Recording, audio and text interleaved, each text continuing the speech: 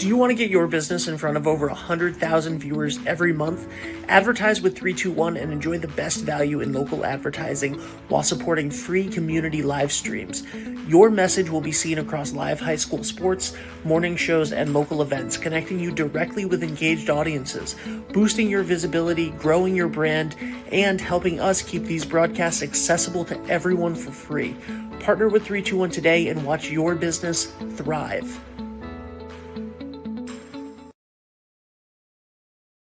Hello, everybody, and welcome to the very first episode of Behind the Curtain with the Granite Theatre. Today, I am here at Pizza Place Studios in downtown Westerly with Nicole DiMattei, the artistic director.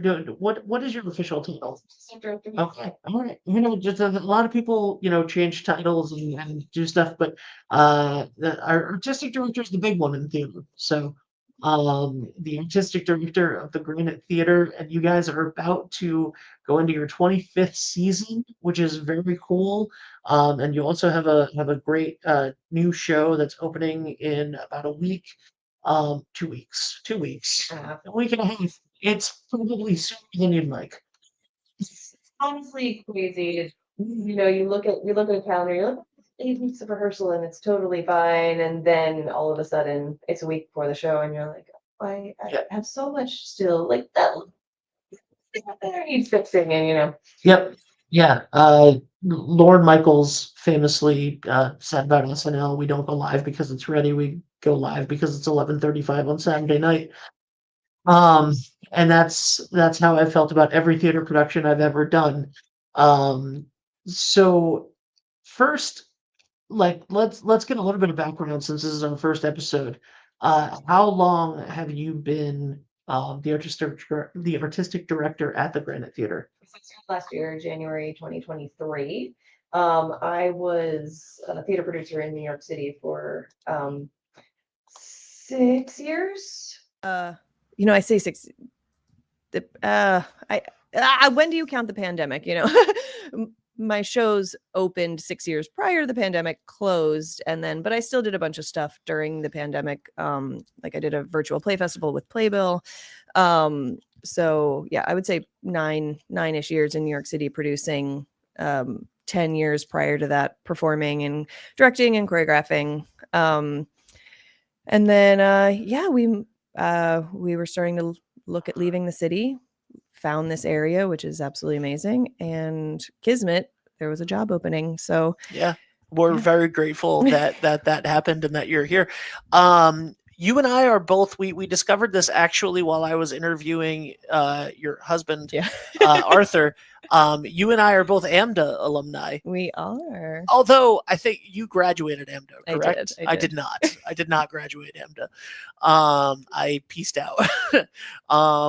And actually, it was with like a full group of us from Westerly went at the same time, and two of us came home. And the other one stayed and is now a pastry chef in New York City. Awesome. Oh, she, by the way, award-winning pastry chef in New York City, has fantastic. But anyway, and then a year later, another one of our friends who was going to go with us, but missed the deadline. He ended up going, and he still lives in New York, and I have no idea what he does. Hey, Jimmy. But did you enjoy AMDA while you were there? I enjoyed AMDA while I was there. Mm-hmm. And I say that because I grew up just singing opera. I didn't not do musical theater. It was kind of like a last minute. I auditioned for opera schools, and then I was like, but you know what?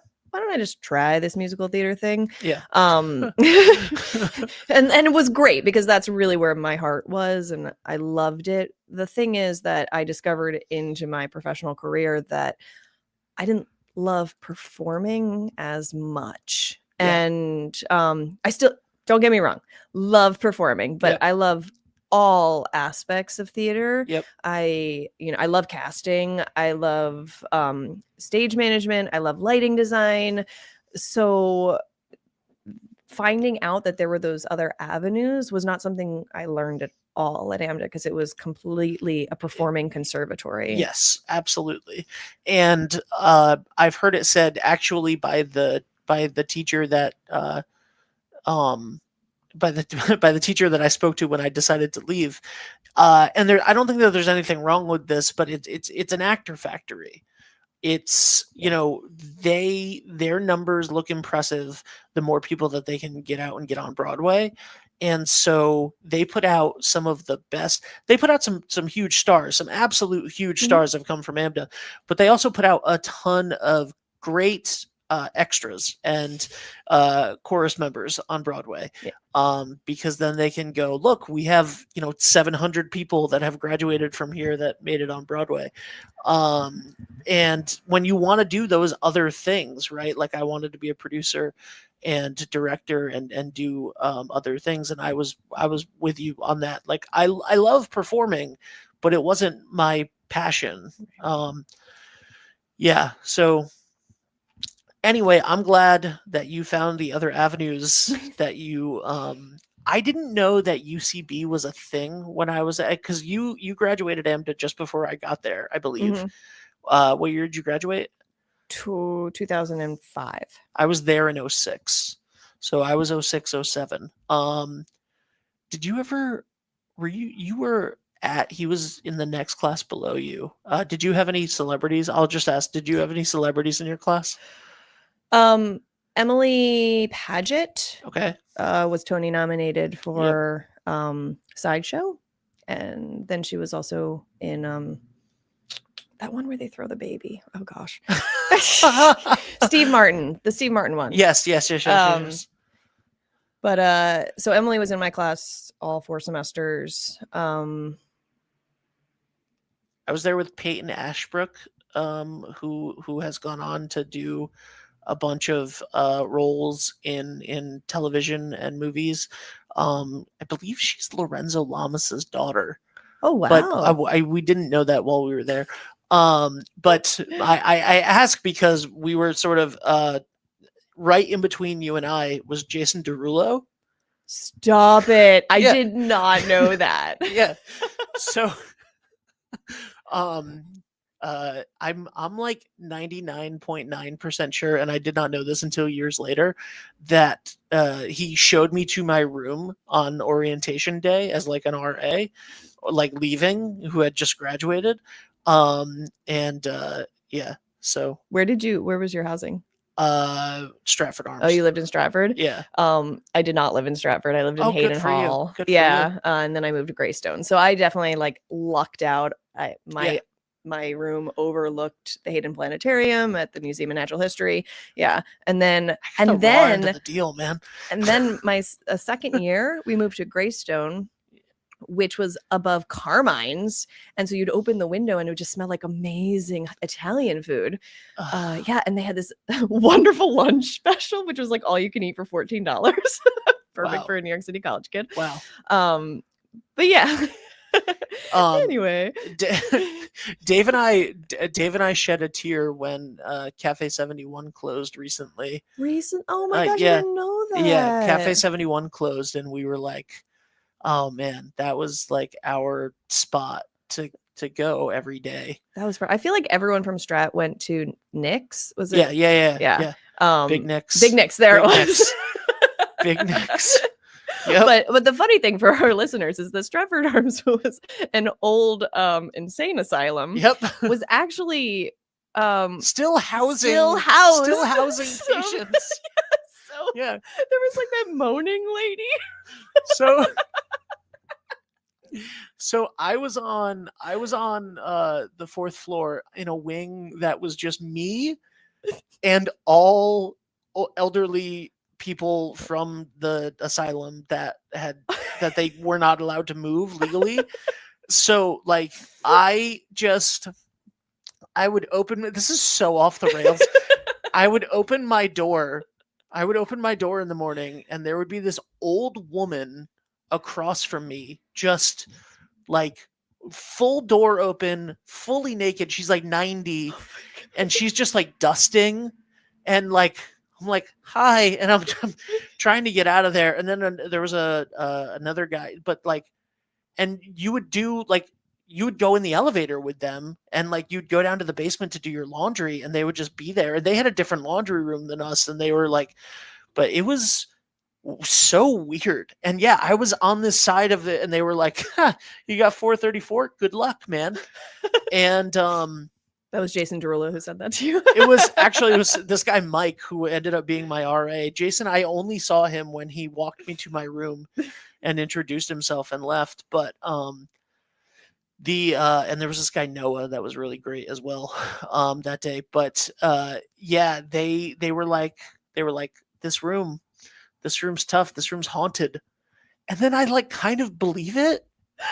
And then like they told me that there was like a little kid that died in my room in the 80s, and like he was like a Yankees fan, so he didn't like that I was a Red Sox fan. So like, and like weird stuff started happening, and I never knew if it was just like my friends that were at school like going into my room and messing with me. But yeah, the Stratford Arms is a place I never want to go back to. I think. Anyway, I had a great time at AMDA. Obviously, not enough to stay, but and my dad had a stroke, which is why I came back. One of the reasons I came back, but yeah. So, how did you, you know, assimilate to Westerly once you got here a year ago, a little over a year ago, and started, you know, because I left here to go to the city and came back, and I do love it, and I think we have a great art scene here, and it's, you know, it's like enough of the city, like it's enough of that feeling. It's not the city at all, but it's enough of that feeling to like satisfy it when I need it. And also, you know, the train station's right there. You can just hop on a train and get back. But and you know, people like you and the work that you're doing at the Granite continues to enhance the art scene here in Westerly. But what did you guys think of the art scene as soon as you got here, and what you can contribute to it? Well, number one, so my producing partner in New York, him and his wife moved to Mystic during the pandemic. So that is how we found this area. And when we, you know, were visiting one time, we were like, hey, we kind of love this area. Would it be weird if we considered moving here? And obviously they're our best friends. So they were like, no, not at all. But they were like, had we known this area more before choosing Mystic, we would have looked at Westerly. So you should go look at Westerly.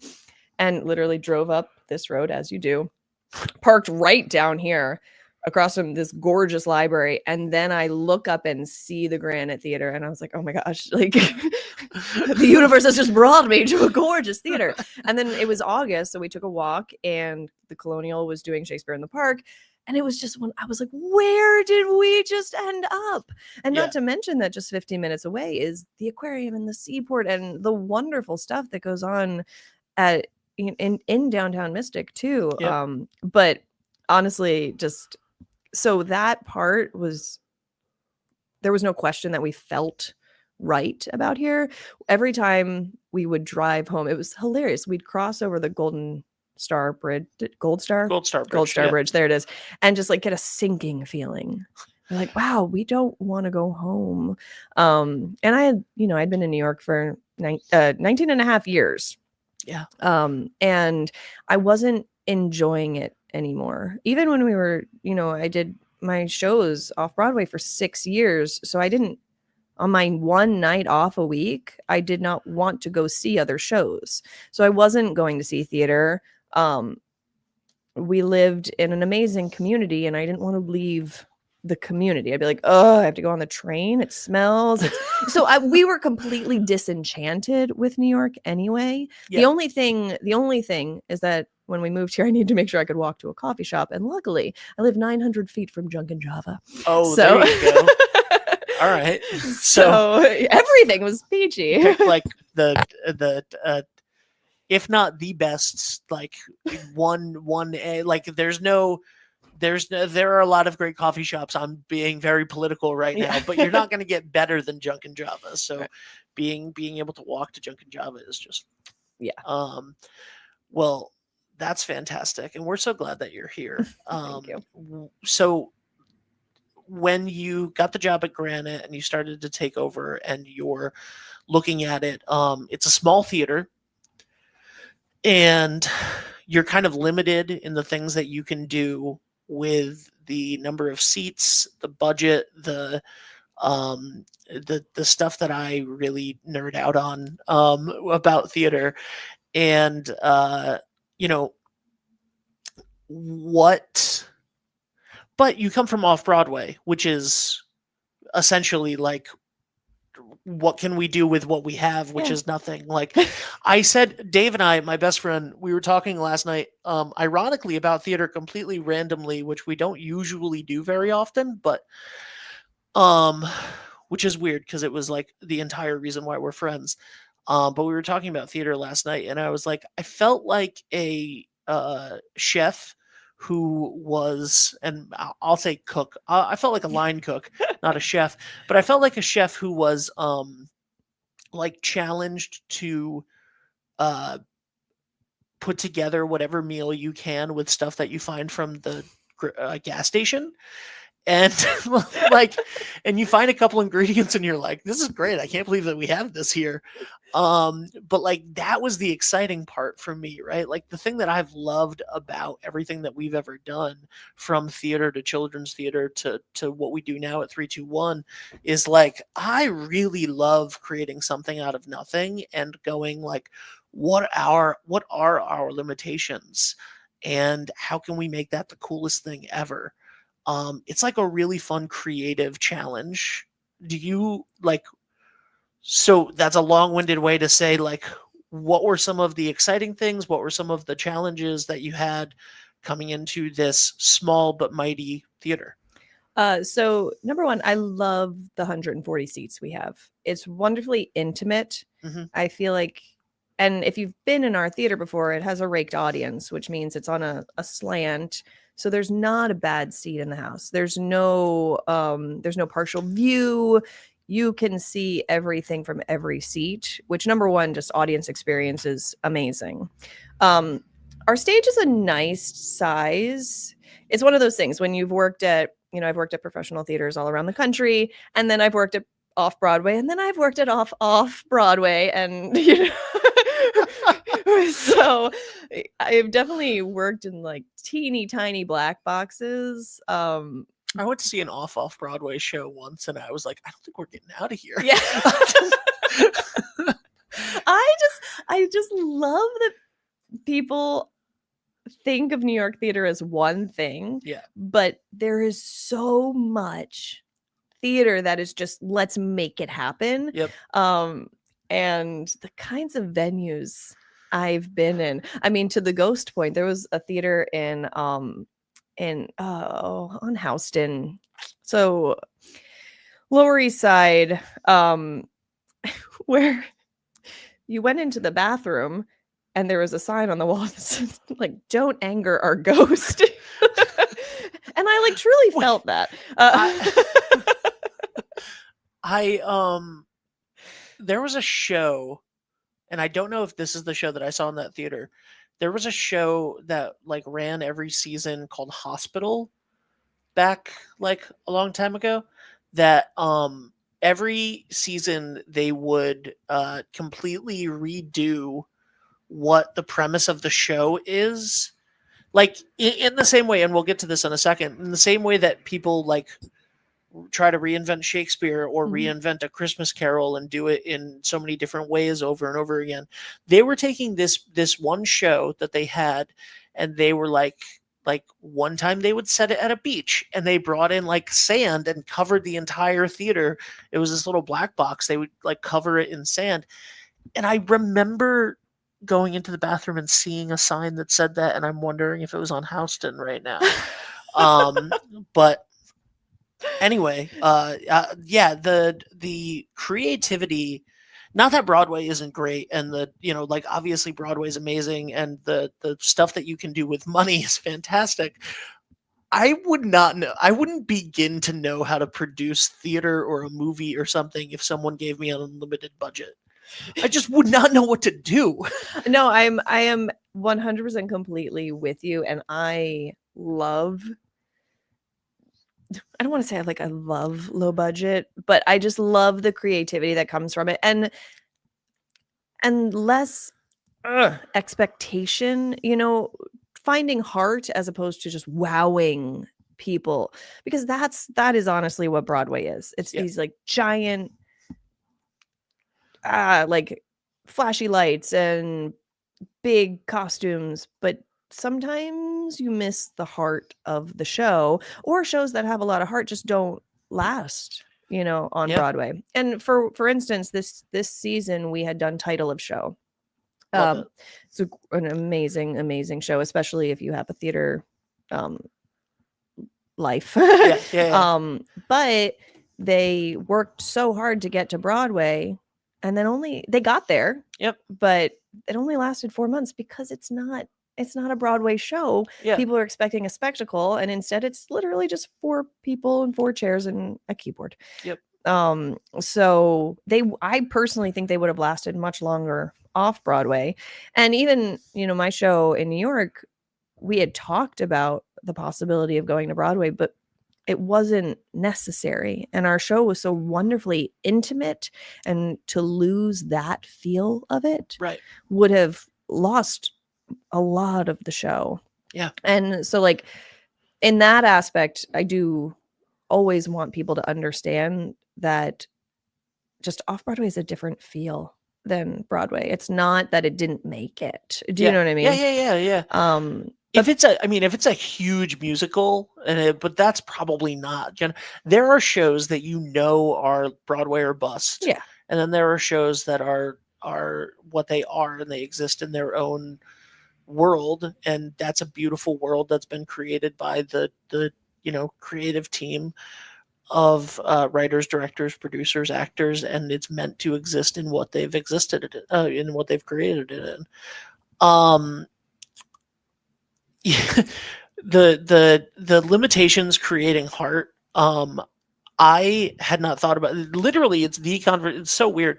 It's the conversation that I was having last night with Dave. We did a show in 2007 when we came home that we had just seen on Broadway with Nathan Lane, that got like panned because it wasn't Nathan Lane being Nathan Lane in like the birdcage, but it was an English show called Butley, and it's a drama about an English professor, a gay English professor who is basically like his wife has left him, and also his protege at the college, at the university that he teaches at, who was his partner, he leaves him as well, and it's just very sad, and it's just this miserable guy. It was originally Alan Bates in the 70s, and we just loved it so much, and Dave is such a huge Nathan Lane fan that we were like, we want to do that show. And we were, 18-year-olds doing community theater. So we were like, let's do it. And we always have wanted to do that show again, like when we're older and the appropriate age to do it for Dave. But it was one of my favorite shows that we ever did. And we did it at this theater that doesn't exist anymore in Wakefield called the Cornerstone Playhouse. And they had this beautiful brick wall. It was a black box theater with a stone wall in the background. It was in the basement of this place, and it had a stone wall, and there were like little wings, but there wasn't room for a set. There wasn't room for sort of anything. So what I did was, and this is like my favorite creative choice that I ever did, because I didn't have any choice but to have the cast somewhere that people could see them. Mm-hmm. So I set them up in chairs on the back wall and had them just sit and stare at the action as if they were watching it like in the audience. But throughout the play, each one of these people in his life leave him. So so when they they leave. finally left, they left and they weren't watching anymore. So it ends with him fully alone on stage. And it was only a choice because I had nowhere to put the cast. And like his dad, who was the director, Dave's dad, who was the director at Westerly High School for years, and were NYU graduate and had produced like hundreds of shows, was like, that was fantastic and we loved this part and blah blah blah. And I'm like, yeah, that's because we didn't have a budget and we didn't have space and whatever, but like, yes, that heart, like, you can, when you don't have money for stuff, you can find heart a lot more than you can do with when you have a ton of it. What have you I know you just talked about title of show. Is this your first? Is the 24th season your first full season? So I was there for the entire 23rd. Okay. But I didn't pick the season. Okay. So I was doing a handful of shows that I had never been in, never seen, Right. never read. So it was that's challenging. Yeah. And even when I was hired, I signed my contract, and Dina, our board president, was like, okay, so we need to have like auditions next week, right? Because it was, I mean, even for Full Monty, we have auditions December 5th, and I didn't get hired until January 27th. So we definitely started late. And I came from a professional background where you do a show in 10 days. Right. Broadway is 6 weeks, but Yep. Any regional theater, especially, I mean, summer stock is, you know what I mean? You have a 10-day rehearsal process. So I was like, oh, we have 5 weeks till the show. It'll be perfect. And wow, I was wrong. Yeah. So like I was coming into a season with I'll admit when I'm wrong. But I was coming into a season where I only knew very well one show, which was Guys and Dolls. And love Guys and Dolls, though. It's great. It's a great show. I also didn't have there were no crew that were steady crew, because it's a new crew for every show. And so it was, okay, so now I need to find people in a place that I've never been before. So there was a large learning curve for the first season. So this season I've really felt great about. Even when I last checked, and I think it was June, but I still know it's well above, from January to June in 2023 versus January to June 2024, we had 1,000 extra people enter the theater. There we go. Right? So that number, that's like alone, 10 additional packed houses in that theater. It is. Yeah. So I know we're doing something right. Yeah.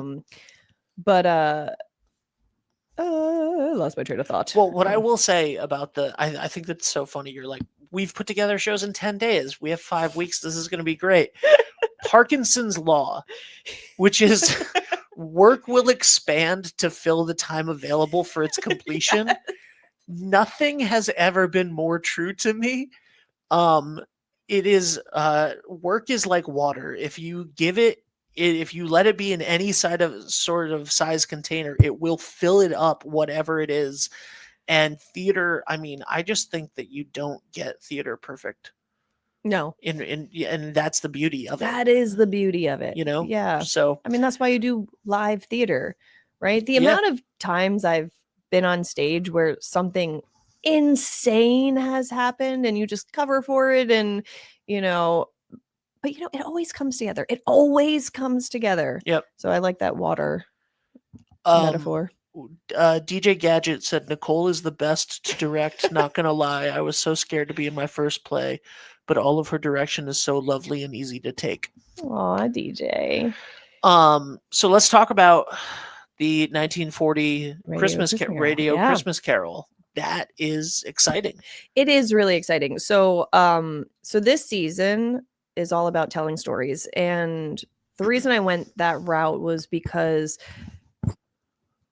I was a newbie to Westerly, and people aren't generally newbies to Westerly, I got a lot of stories. Right. So people be like, oh, this is my relationship with the Granite. It's my relationship with Westerly, and I just loved all the stories. And I was looking at shows and I was like, you know what, these two fit into this world. Let me see if I can find others that do. And the show that I had done at that Black Box Theater with the ghost was It's a Wonderful Life radio play. Okay. And the other thing, I had a lot of things on my to-do list when picking this current season because number one, last year we never had more than 13 actors show up for an audition. Okay. So I made sure that no shows this year had more than 13 people in them.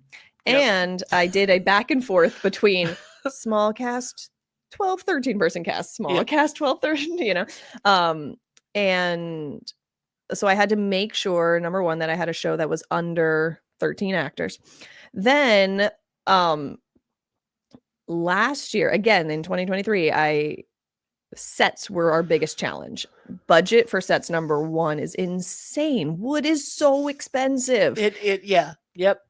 And we don't have a designer. We don't have a budget for a designer, so it kind of falls to the director to design their show. And then it falls to volunteers to build what the designer has. And again, there was no institutionalized knowledge because the previous people who had built sets were no longer part of the theater.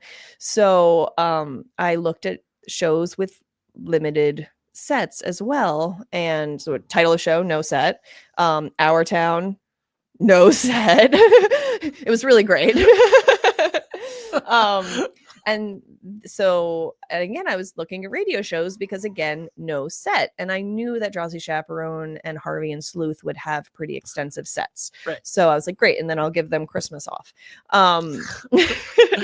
But then I found out that the GAM always does It's a Wonderful Life radio play. And something that's really interesting that I don't think people know about licensing rights is, number one, you have to pay to have a show for the ability to do a show. And it is an insane amount. It's not cheap, guys. It is really not cheap. So it depends on, number one, popularity of the show. Yep. If it's a musical, right, that definitely bumps it up. And then then it breaks down into a per performance fee. And for example, Drowsy Chaperone was just under $10,000. Which is insane for a community theater to handle that a year before. A community theater, by the way, with 134 seats in the audience. Yeah. 140. 140. Yeah. Sorry. It's okay. We cut some. We cut. Did I say? Did you say 134 earlier? I don't think so. 140. I don't know why I got 134. You know what though? We had 133 for Drowsy because we cut out the front row to do. See, I knew that. That's what you knew. Yes, we put the band up front, and we cut out. No, then we added them on stage. Our Town, we cut out seats from the audience, and they did a bunch of stuff in the audience, but then we put people on stage. Making it into a black box ourselves. Do it. But so you also technically cannot do a show at the same time as another theater within 60 miles. So you apply for these licensing rights, and then sometimes you get denied. What I learned later is that in amateur theater, they don't care as much about. Yes. So you can overlap with a theater that's 20 minutes away, which is it's not cool. No, honestly, no. I would much rather be talking to the theaters in the area and make sure we're not all doing the same show. That being said, there's like if you guys did Guys and Dolls and North Kingstown had a group that did Guys and Dolls, probably not a ton of the same people going to it, which is what they're thinking. Whereas Trinity and the GAM or whatever, right. That's a different situation. And you are very correct there. It's like community theaters have their own pocket of people that are loyal to them. I think that's probably what the licensing people are thinking. I don't know. I mean, it absolutely makes sense, but it didn't make sense to me coming from professional theater. Yep. Because I was just like, why can't I bring in people from an hour away to come see our show. Mhm. Anyway, so then I went to look Love at that. other radio plays and found this one.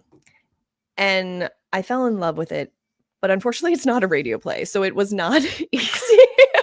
It's a radio play within an actual musical, right? Or a radio musical. That's what I'll say. A radio musical within a play.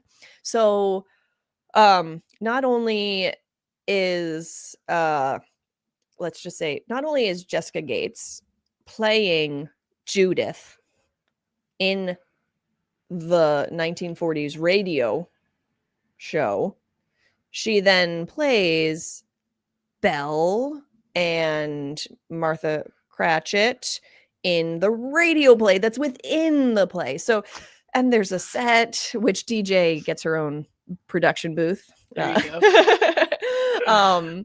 So it ended up not being what my initial thought was, but I just absolutely fell in love with the show because I love Christmas Carol as much as the next person, but it's done all the time. Yeah. Yep. And I like to see other things. Yeah. So you get the Foley. I'm obsessed with the Foley, which are the sound effects Yep. of the radio play. And watching like Kyle and who is the sound effectician of the show, has really just like taken this role completely, and he's done research and DJ's been a huge help with that as well. But it's an entire show just to watch Kyle make sound effects. It's So he's awesome. doing it live on stage. Live on stage. Yes. That's so cool. Yeah. So he has his own Foley microphone Oh my god. and a Wow. table all around him. I have been obsessed with Foley work since I watched Snick on Saturday night on Nickelodeon. They did like a special. They used to have these like they would like interrupt or not that they would do like those little like Snick snacks. They were literally called Snick snacks, and they did one on Foley Foley artists, and I'm obsessed with it. And that's enough of a reason to go see 1940s radio Christmas Carol. I personally think so. It is really, really fascinating. Just do it. Just do it. Just come see Kyle Ferreira. He's awesome, and he's a Westerly native. He went to Westerly High School. There you go. There. He lives right around the corner. I'm not going to say his address. Say his address. We listen. We dox people on this program. Okay, don't expect to know either of us if you're not expecting to be fully doxed on Behind the Curtain. But then on top of it, you get beautiful Christmas songs. Yeah. They have Christmas carols, and then there are original songs in the show that they have created for the show. Yep. There's a joke about, or it's not a joke, but there was a writer's strike during this time. So you got the World War II, you got a writer's strike. It's amazing. But they had to write their own music. So they took public domain. Yeah, by the way, you also cannot perform music unless you pay for rights. Yep. So this radio show had, public domain Christmas carols and some original ones that they wrote. I love it. Yeah. And I hope that you do It's a Wonderful Life next year. Or at least can we just get a reading? Can we get how many characters are in the It's a Wonderful Life reading? Let's just set that up as well. It's not terrible. Just a table read. I think it's like I'm literally trying to remember from when I did it. I only think it's like 8. Okay. But on that note, so this year in all the shows, we had over 260 people audition. Oh my god. Yeah. So that 13 Wait a second. number. Wait a second. That's what I'm saying. Like that 13 number went way out the window. That just threw me for a loop. Yeah, we had All right. 62 people alone audition for our town, which is why we had an 18-person cast. Wow. Yeah. And then my set builders are absolutely amazing. So these like things that I took off the plate for this year, ended up just coming at me. And so, pivot. That's what we do in theater. Pivot. Yeah, you have to pivot. That's awesome. So, okay. I love it. That's the, so many times the opposite of that happens where you plan for a big show and then you have 13 people audition and you're like, well, now I have to call people that I know and just like, that's actually how I got into theater. You were called? Yeah, no, I wasn't even called, which is probably worse. I got into theater because I had always wanted to be in theater. I auditioned for the lead in my 4th grade play and I did not get it, and I was very sad that I didn't get it. It Looking was at you, teacher. yeah, Mr. Hansen. Yeah. I wanted to be Christopher in Agapaopolis. I don't even know what that is. It's like I actually found it. I found it years later. It's like a Christian play. Well, I went to a public elementary school. I have no idea why we did that show, but anyway, so I wanted to do theater and I never did. And then in 10th grade, I was a football player at Cherahoe High School down the road, and the new theater director, it was her 2nd year. She decided to do Fiddler on the Roof, and she did not have enough people come out for auditions, and they needed a Russian army. So she went to her English class and got all of the football players to come in and do the show. And I think 4 football players said yes. And one of them was one of my best friends who was like, yeah, the teacher's making us do the theater show and it's going to be ridiculous. And I was like, I'll do it. I was like, I'll do it. I was like, let me do it. And then they had given him a role in Fiddler, which was Sasha, one of the Russians who has like 3 lines and intimidates Fiedka. And he was embarrassed and didn't want to do it. My friend was embarrassed and didn't want to do it. And I was like, I'll do it. And then like 3 weeks into rehearsal, I knew everyone's lines in every scene. And she was like, the director, this is not good. She shouldn't have done this. But she was like, I'm doing Arsenic and Old Lace in the fall. And I want you to be Teddy Roosevelt. And I was like, I will quit football right now. So I did. And but yeah, that's so sometimes not having enough people to audition can be a good thing because you get to call people and then beg them to be in the shows. But going from expecting 13 people to having 262 audition over the course of the year is phenomenal. We have some more comments. Alex Selico says, Nicole. Steve Spartano said people traveling over an hour to audition. That's what I like to hear. Yeah, that's what I want to hear. I love that. So last year our Elephant Man was from East Boston, and in Harvey, Phil was from the Cape. Wow. Right. But in general, we get a lot of people from Southern Mass, or North Providence. I mean, people will travel to do good theater, and that's exactly what I want. That's what I want. And what you just said, what you said a minute ago about like, well, I don't see why someone an hour away wouldn't travel to see our show. Like, in my mind, like, you're damn right. Why wouldn't that? And the fact that you, like, I love that you were hired for this role. I love that you bring your professional background, not only as a director, but a producer and someone who, has had their own success off Broadway and done this stuff, like, because everything is impossible until it's done. And when you look at a small theater on a hill,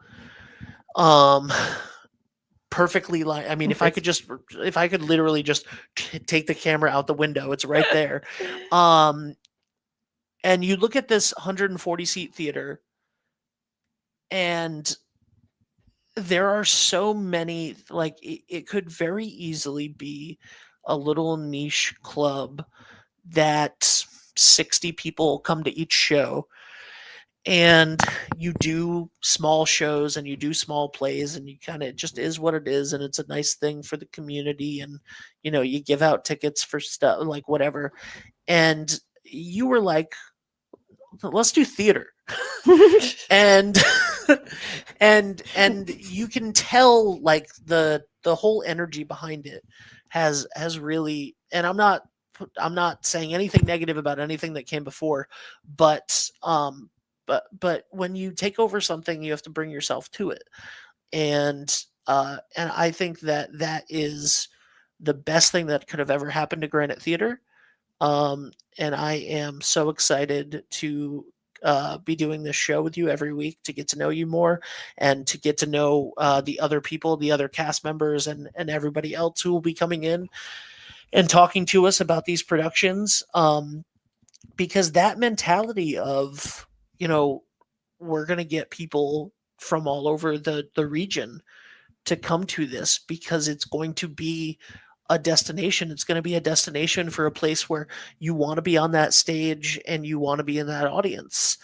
And I think that you do that through sheer creative force of will, and you have that in spades. And I'm so excited about that. Thank you. You're welcome. Let's talk about the 25th season. Yay, the 25th season. So I'm super excited about the 25th season. It is the 25th anniversary of the Granite, which I've been very excited about since I started. I was like, ooh, I get to do that. Yeah, there's something coming up that's gonna be cool. And so I was racking my brain about what the theme should be, and I was like, 25th annual Putnam County Spelling Bee. And then I stopped because that's all that I could think of with 25. But then I was like, well, what if we just did shows that were like influencing the opening of a theater? I'm on here. I don't even see Spelling Bee on here. It's not. You. I just got you excited. She We're not doing Spelling Bee. I'm sorry. We will eventually do Spelling Bee. It's perfect. It's 13 characters.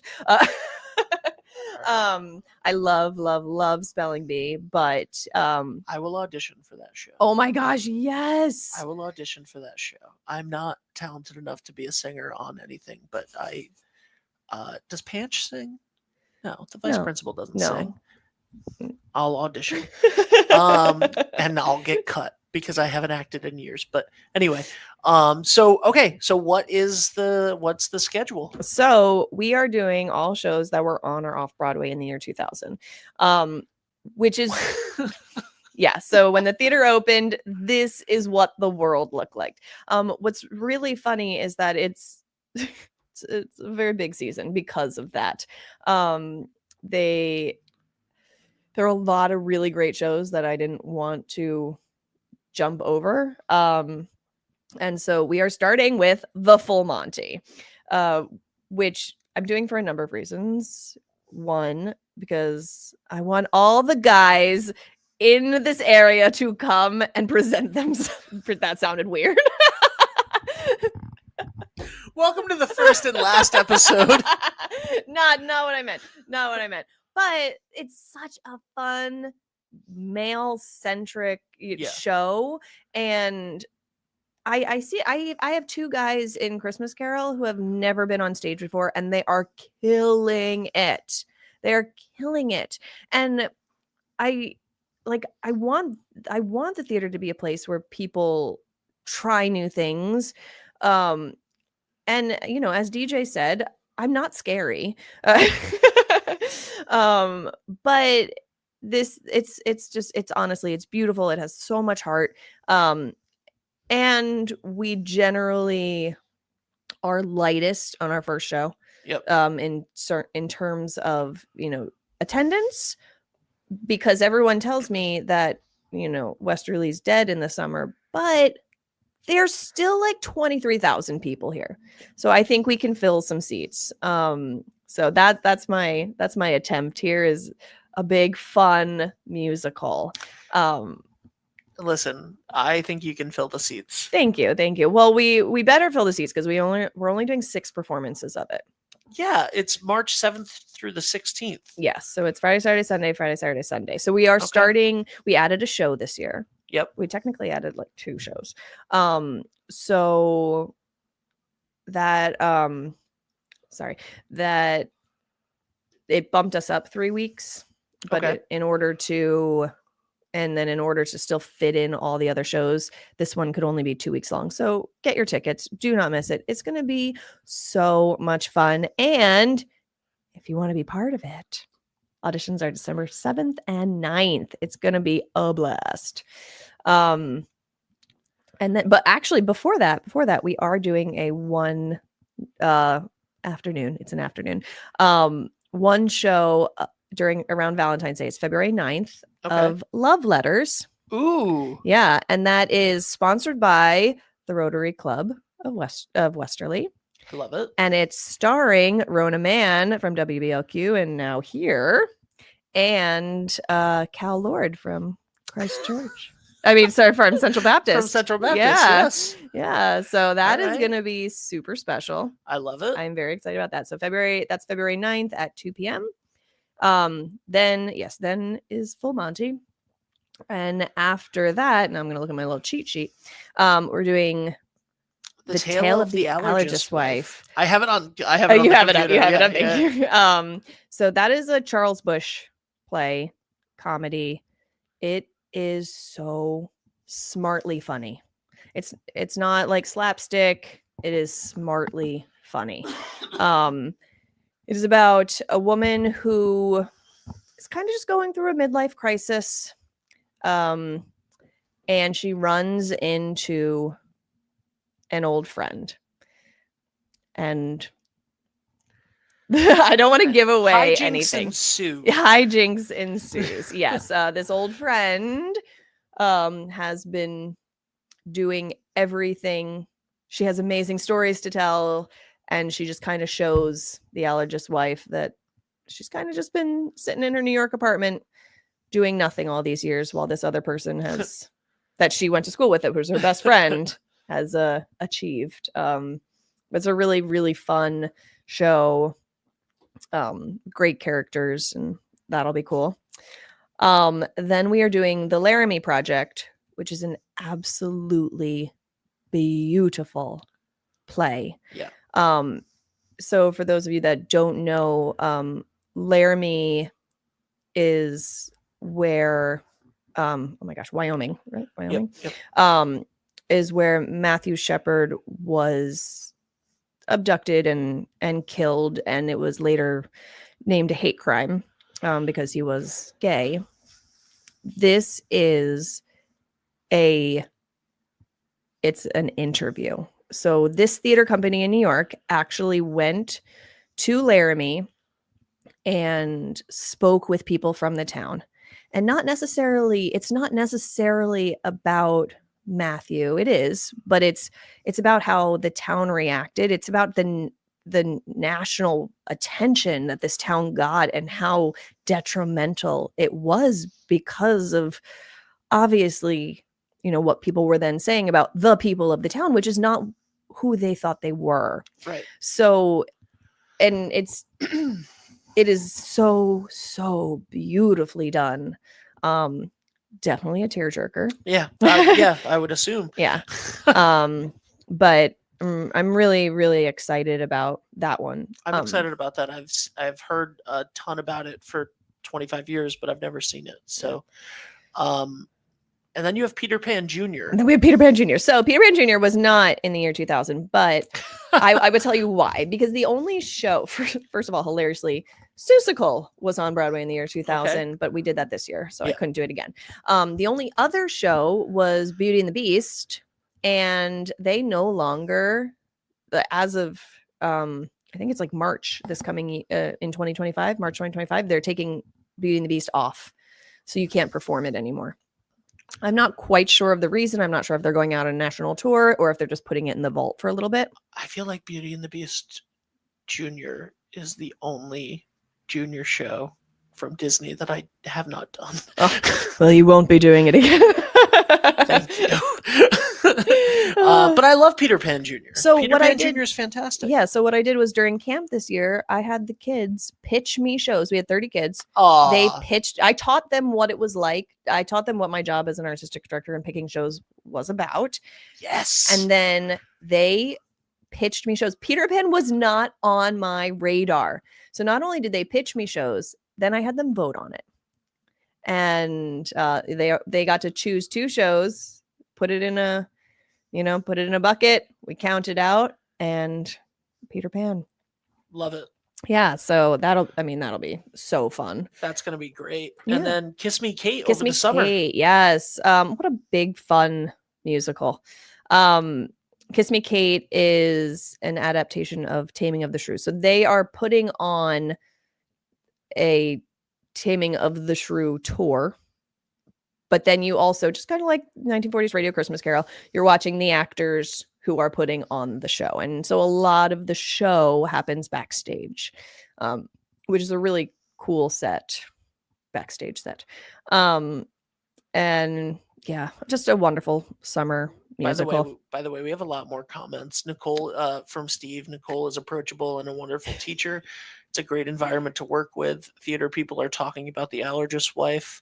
Laramie is a show that matters and needs to be done. Alex Selico said, I can't wait for Peter Pan. DJ Gadget said 1,000%. Dinner with Friends. Yeah. So Dinner with Friends it was the Pulitzer winning prize show in the year 2000. Dinner with Friends, to me, well, if you don't know what it is, it's 2 couples, and they've been best friends for 12 years. And at the top of the show, one couple announces that they're getting divorced.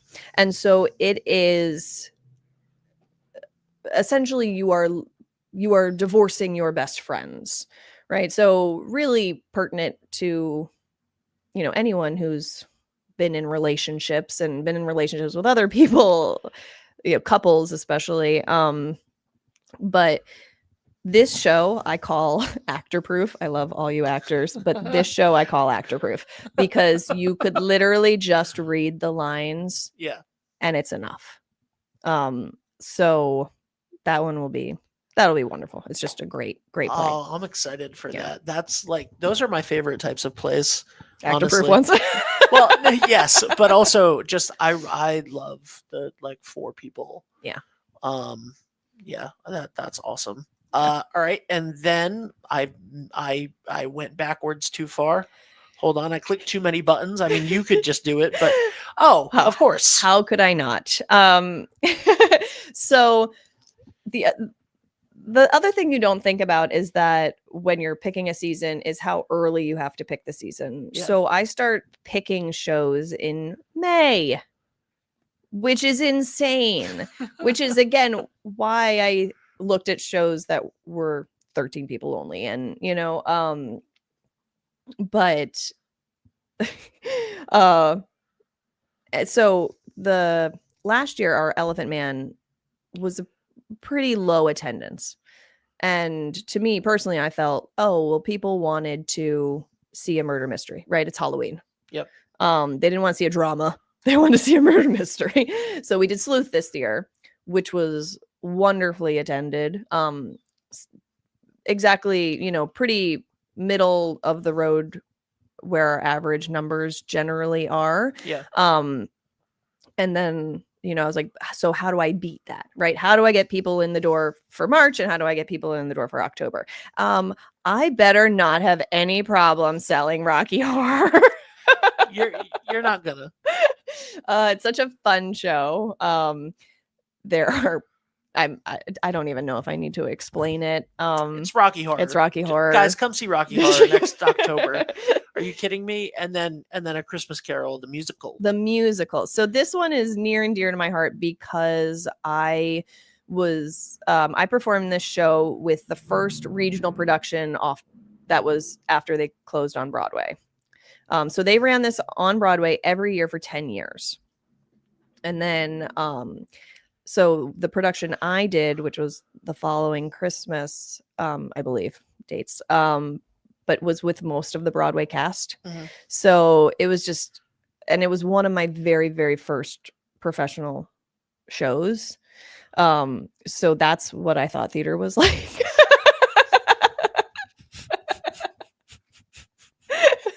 Just working with all Broadway act. I'm 23 years old. great. You know what I mean? Everybody's here so talented. This is what theater This is. is what it's like. Yeah.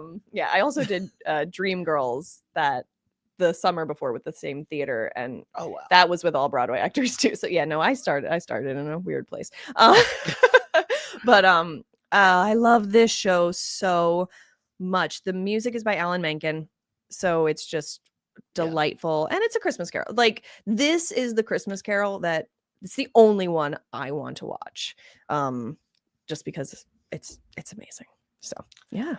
It's the only one that I want to watch on stage. If it's a movie, I want to watch The Muppet Christmas Carol. That's just me. I'm so sorry. This is going to be a fun show on Mondays, guys. This is going to be a fun show. So that is fantastic. And of course, the season doesn't technically kick off until March, but season 24 is ending on a huge high note with the 1940s radio Christmas Carol, which opens on November 29th. Thank you for taking that one from me. You're welcome. And by the way, full eye contact on that. That's not written Wow. down anywhere. That's not on the thing. I got it. 1940 radio Christmas Carol opens on November 29th, which is Black Friday. It is Black Friday, so get your shopping in and then come see a show. But for real, it's Thanksgiving weekend. Yeah. You know how Thanksgiving weekend gets with lots of family. Yep. Just distract Get them. out of the house. Get out of the house. Bring them all to a show. Hey guys, you don't got to talk to your family for like an hour and a half, 2 hours. 2 hours. Yeah, 2 hours. Yeah, Yeah. 2 hours. It's great. That's fantastic. You can go to granitetheatre.org, which you can click in the description of this episode, whether you're listening or watching. You can go to granitetheatre.org to get tickets to any of these shows. And season tickets are already available. You can purchase them online. Great stocking stuffer. Yes. Guys, great Christmas present. Really, and like, seriously, a really reasonable Christmas present. I always say that a season ticket to the Granite is less than one ticket to Hamilton. And I am so right. I am so right on that, because I looked up specifically one of our patrons, Carol Fortier. Her seats are in row C on opening night, which is a Friday. Yeah. And so I looked up what a Friday in row C at Hamilton was. It was like $340 for one ticket. So an entire season at the Granite Theatre is only $210. Wow. Or $190 for seniors. Wow. I know. Guys, go to the Granite Theatre. Mhm. Okay. And if you haven't been to the Granite Theatre in a long time, go back, because Nicole is killing it. So Nicole, it's also like beautiful. Like they renovated the downstairs during COVID. So if you haven't been there since pre-COVID, it looks completely different. all right. I have not, so I will make sure that I head down. Thank you so much. Thank you. You're a pleasure to be around, and I'm so excited to continue to do this show. Ladies and gentlemen, this has been Behind the Curtain with the Granite Theatre. Thank you so much, Nicole. We'll see you guys very soon, and we'll see you next week on Monday at 10 a.m. for Behind the Curtain. Bye for now. Bye.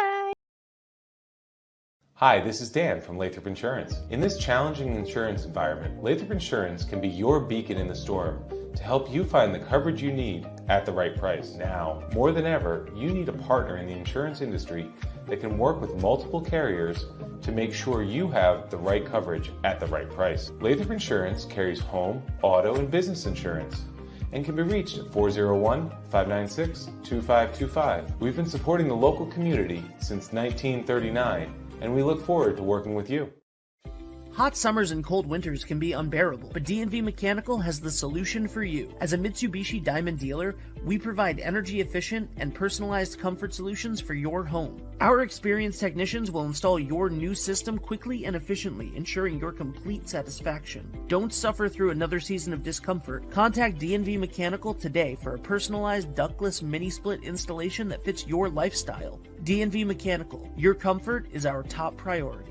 Hi, I'm Chris Kozłowski, owner of Broadview Florist and Garden Center in Dunn's Corners. For over 40 years, our family-owned business has been your go-to destination for beautiful, custom-made floral arrangements. Whether it's a special event or just to brighten up your day, we create highest quality designs tailored just for you.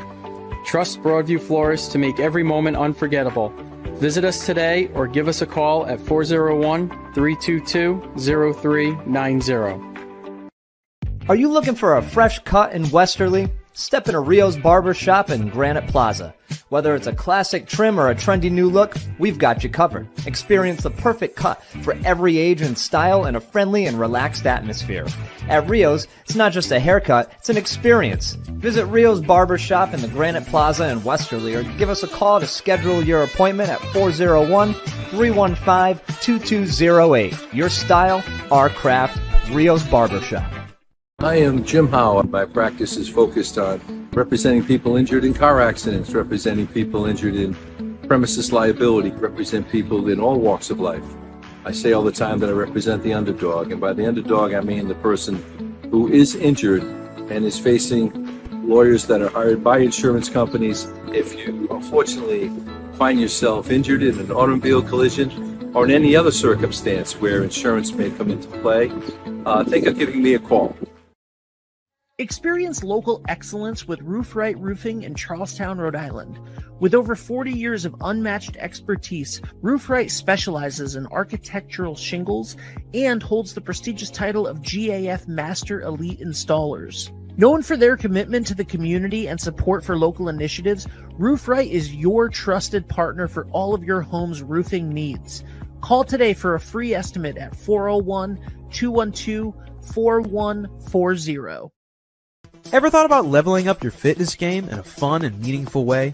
Kiefer's Martial Arts on Granite Street has everything you're looking for. Kickboxing, Muay Thai, Brazilian Jiu-Jitsu, and of course, adult karate. It's not just about getting fit, it's about building your self-confidence, discipline, and that unstoppable feeling you get from all your hard work. Stop into Kiefer's Martial Arts today to sign up. What's going on, everybody? It's Patrick down here at the Wireless Zone at Dunn's Corners at 224 Post Road, and everybody down here is getting the brand new iPhone 16. We have it here in stock. The best part is right now, if you trade in your old phone, you get it for free. We got deals all weekend, awesome savings. Come on down and see us, 224 Post Road, Dunn's Corners, Verizon Wireless Zone. We'll see you soon. Brunch has arrived at Surf Cantina every Saturday and Sunday, 10 a.m. to 3 p.m. And don't miss our weekly specials like Monday Night Industry Night, Taco Tuesday with DJ Trivia, $1 Wing Wednesdays, Reggae Thursdays, DJs every weekend at 10 p.m. and karaoke on Sundays at 8. Only at Surf Cantina, 15 Canal Street in downtown Westerly. Hi, I'm Neil Anthus, owner of Sound Financial Partners. We're a full-service financial planning practice dedicated to optimizing your investment, tax, and cash flow strategies. As fiduciaries, we always keep our advisory clients' best interests in mind when making recommendations. Whether you're preparing for retirement or growing your business, we're here to help you achieve your financial goals. Ready to start your journey to financial success?